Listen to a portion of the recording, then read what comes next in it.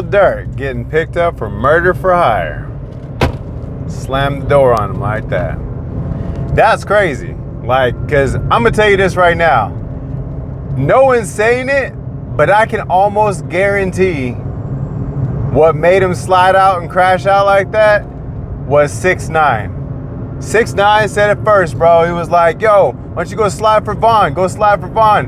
And he made a whole interview, whole like session of time of talking about slide for Vaughn, King Vaughn, slide for Vaughn. And he made such a big deal about sliding for Vaughn that it just got to his soul, especially when he used the song. He said, no, let's play the music real quick. And played the song of Lil Durk saying that he would slide for Vaughn if anyone ever touched Vaughn, and then someone touched Vaughn and he didn't slide for him. Like, I guess it wasn't that important and all that stuff. Like, bro, it's crazy. Especially how everything happened, because I'm not even in that far into hip hop stuff right now, but I just got to talk about it just because it was on my mind. I was already talking to myself about it. I was like, dang, 6ix9ine just made you crash out. Like, 6ix9ine, bro, it got no soul. Bro just literally snitched out his whole crew, and you're gonna listen to him to go slide out? Like, come on, bro. I know it wasn't 100% just that. It was obviously a bunch of things that led up to it, but I feel like that definitely started it, because he was obviously the most vocal. He has a big platform. A lot of people talk about it. A lot of people listen to him. A lot of people definitely don't care that he snitched. So he's like, the streets is a lie, and they could see it from his angle. So they were okay with listening to him. So I guarantee you, just like whenever he said go put L's on Charlamagne's page when he did the first Breakfast Club interview, there's just a bunch of L's going on like all throughout the comment section. Trust me, him saying go slide for Vaughn, all his little minions went over there to Durk's page, music videos, whatever they could find to put slide for Vaughn. Now that he's really out there and put the murder for hire out, now he's got picked up and could possibly spend decades and decades in prison.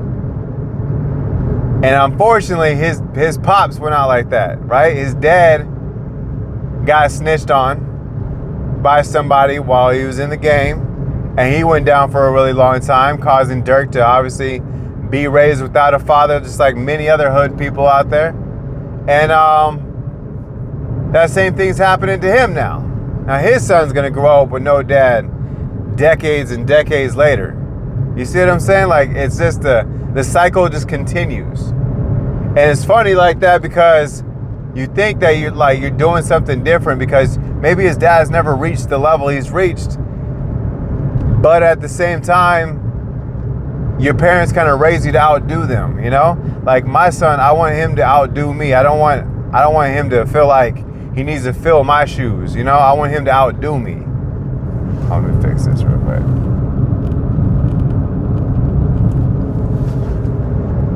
I want him to outdo me in every way. I don't want him to feel like, oh, I want to be like my dad. I want you to maybe take some positive traits from me for sure, but don't like try and be me, you know? Be someone else. Be you. Don't be me. I've made many mistakes out in this world for sure. I messed up many times, and you can learn from those mistakes by having the conversation with me, you know? And that's how I would feel with my own son. So, but I don't want to sit here and do something that's going to hinder him growing up with no father, like I grew up with no father figure. Now I had a stepdad, which was cool, but it wasn't a stepdad that I could identify with because he was white. I'm half white for sure, but it would have been better to have my black dad with my white mom as my parents versus my white mom with my white dad since 7 years old. So if you think about it, you are who you hang with. So he didn't have his dad to hang out with. He had to go out there to the streets. That's all he has. So therefore he became what? The streets. And every street person that's ever meted out will tell you the same thing. For one, you live and die by the sword. Either A, you're going to get killed out there, or B, you're going to end up in prison for the rest of your life. Go out there and be a gangster if you want to. But unfortunately, his whole career was built off of, I'm that guy. And he had to go out there and be that guy. Because people are going to test you. People are going to call you fake and all this other stuff, blah, blah, blah. Now they're like, oh, well, no, you can't call him fake because... And what does it do for you in prison? That does nothing for you. The fact that someone's saying right now, oh, he slipped for bond, he's a demon, he's da-da-da-da-da. What does that do for you? It puts no more commissary on your books. It doesn't, like, you know, bring your son up with his dad. It doesn't do a lot of things. All it does is do it for the internet, and you probably don't even read your own comments, you know? But the Slide for Vaughn being on the main stage, where 6ix9ine came up talking about Slide for Vaughn, that's undeniable. You can't, like, you'd have to say you were never on social media to not just catch a clip of him talking like that. Because someone clipped it to a point where it's like, even if you just, like, you were swiping, every time you see his face, you just want to swipe, you're going to hear that Slide for Vaughn, like someone cut it there, I guarantee it. I know he's seen one of those videos. And other people, and when academics, sorry, I was gonna say other people, I was gonna go into a different point, but I want to say I'm on target. When academics interviewed Durk on his podcast, and he said what? What'd he say? What'd he say? Isn't that weird? Isn't that funny? Think about it right now. Durk never come over there co-signing with DJ Academics whatsoever, because DJ Academics took his first interview situation to be with 6ix9ine after 6ix9ine had fully snitched on the streets. Now later on that same podcast, you want to say, oh, isn't it weird how, like, no one's saying Slide for Vaughn anymore? It's like all those comments went away. Must have been in the water. Well, good thing is you got it out, right? But bad thing is FBI listens to those interviews. FBI is watching you. FBI knows what's going on. They just need enough to build a case for him to come get you. Now, do I think he's going to spend the next 20 to 30 years on there? I don't know. It's hard to say yes to that just because he does have a lot of money, and he does have money to get a lawyer, and he has opportunities to maybe, like, make it to a certain point. I don't know. It's just hard for me to say yeah. I want to say yeah, he's going to be gone for 20 years. But, like, I don't know. It's like when you're putting in hits and it's murder for hire, I don't know if those consequences are the same as if you pulled the trigger. You know, I don't know. I don't know those situations. I ain't never been in it, and I didn't look it up. But I'm pretty sure that I do have a mandatory minimum of at least 10 years for sure. And it's not like doing regular prison times. When you're with the feds, you're doing your sentence. You're doing the entire, whatever you got sentenced for is your sentence. There is no good time. This is your sentence. Regular prison, non-fed time, yeah, okay, you're going away for 10, you could possibly do 5.5, you know? Or 4.5, my bad. Is it 5? Bro, you know what I mean? You see what I'm saying? You could possibly do 5.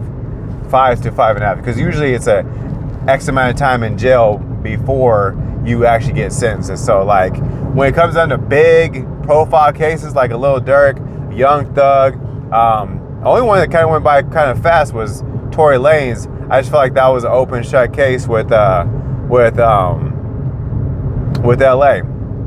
And I just didn't, I don't know, something was up with that. I feel like they just put him away so quick. I don't know why. I think it's because he exposed the game to how to make money through NFTs versus paying your label. And a lot of important people own labels. So that might be that. But that, like I said, this is conspiracies. I don't know that for sure. I'm just saying that's the only reason I can think of on why that case went by like that. But it's also in California. Maybe California moves a lot faster than Georgia. Is that where Young Thug's at right now? Is in Georgia? Pretty sure he is. I'm not sure. Let's just say he is. Atlanta, you know? I'm not really sure, but most likely he is. I think he is, though. Look at the YMW Melly case. He's been in it for years. years. Even if he does get off, he been there for years. By the way, YNW Melly ain't never getting out. That, I don't think they'll put him to death, but he ain't never getting out. You can kiss that kid goodbye. Unfortunately, it's just how it is, bro. Like, when you live by the sword, you die by the sword. That's biblical, bro. That's in movies. That's in the Bible. That's in, like, regular everyday life. You live and you die by the sword. So, him living those words that he's been putting in this music, which Tupac was one of those people that spoke death upon his life all the time, right? You know, I see death around the corner. And then boom, all of a sudden he dies. Biggie talking about, like, I remember when they interviewed Biggie, who was like, he's like, what you want to do when you're 30? He's like, if I'm still alive, like, I would like to. He already had death on his mind. You know, his first album was Ready to Die. He already had death on his mind. You know what I'm saying? Like, these lyrics that you spit into the, and remember, like, murder was the case with Snoop Dogg, and all of a sudden he has a murder case. You speak words into existence through these demonic wave systems. Like I said, if you believe in any of that, that's where it's coming from. The demonic waves go through frequencies, and frequencies happen where? Through the music. Look up how they make vinyls. Just look up how they make vinyls, bro, and you'll realize they take a material, like a piece of plastic, basically, that they call the vinyl, and they etch the frequency into it. That's what those lines are for. Those lines are etchings all the way through, all the way until the end. That's why they can only fit so many onto one record, because of the fact that you can only fit so many onto one side. And then they did the same on the other side. So you had an A and a B, similar to when you had a tape. A and a B, you know? They're able to record music into a microphone, which picks up frequency and is able to insert that frequency into a material. It's like basically like a 3D image, which is crazy. And, you know, isn't that nuts? It's crazy on how that even works. It doesn't even make any sense, but that's how frequencies work. And that's where we're still at now, except for they're not etching those things into vinyls anymore. Well, you can get them done, but I'm saying that's too expensive because it's a crazy process. But now they're giving you MP3s and streaming systems. So, y'all definitely gonna say a prayer for your homeboy, Lil Durk, bro. Like, it's gonna be a minute. Even if he does get off, it's gonna be a minute of him being out. He ain't. I'm telling you, he's not gonna get out, bro. He's not gonna get out. Not with the feds, bro. They have a 97% conviction rate, and they do it all based on snitching. Anybody who's snitching, boom. As long as nothing happens to that snitch, we good. He's out of here. You know what I'm saying? Like, that's how they see it. So that's why they offer protective custody. That's why they offer all these things, because they need you to be able to be in that court system. They need you to be there. So it's not surprising, bro. Anyway, that's why I'm saying, like, you got to understand the entertainment industry needs to be exactly what that is. Entertainment only. I feel like we don't hold the standards to rock groups and country singers. Like, if you found out right now, that Garth Brooks or Luke Bryan or any of these famous country guys wasn't never from the country and they were just putting on a show, they would still get support. So I don't understand why. Like, I do understand why it's such a big deal in hip hop, but I'm saying I don't understand why it's not okay for us to do it, you know? It's okay to be entertaining. That's the whole thing. Entertainment industry. It's not say, hey, bring your street issues in here and make it more, oh, it's more entertaining. You know, I'd rather it be fake. If I was going to beef with someone, I'd rather call someone and say, yo, bro, we're about to get into a beef over nothing, and we're just going to have some fun and make a bunch of money. And go in and slander and say all the craziness and blah, blah, blah. But everybody on the inside knows exactly what's going on, and we out here collecting this money. That's how stuff should always go. The fans are just in for the ride. So yeah. Otherwise, we're going to have more people lying in streets and we're going to have more people standing behind bars. And we're not talking studios, baby. Yep. All right, well, tell me what you think about that in the comment section about your boy, Lil Durk, going down for the crowd, bro. Going down for the one time, man. That's unfortunate, man. That's crazy. But yeah, man, make sure you hit the subscribe. I appreciate every single one of you. And I'll see you in the next one. Peace.